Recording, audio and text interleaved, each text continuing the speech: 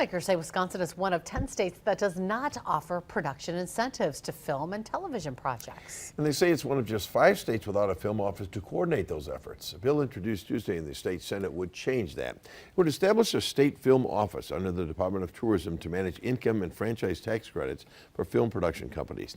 The measure creates a 25% tax credit for salaries and wages paid to employees for film production services and offers a similar 25% credit for production costs and investments. Those credits would be capped at $5 million per year. News 5 Samantha Cavalli learns why some are saying these incentives are long overdue. Just behind me here in De Pere is the Union Hotel. It's home to the television series Union House Hotel.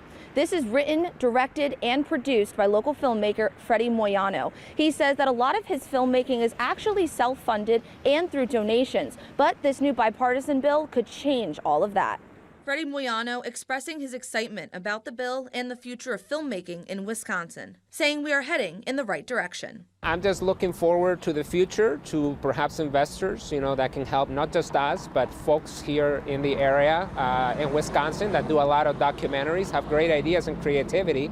In 2005, there was an initial attempt to create a state film office. Ultimately, it failed due to the structure of the incentives.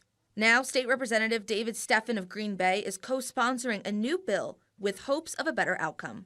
If we have an opportunity to develop a film bureau here in Wisconsin, we'll have an opportunity to start attracting some of those productions to our state. In 2008, Oshkosh got its own time in the spotlight as the filming location for the movie Public Enemies, starring Johnny Depp.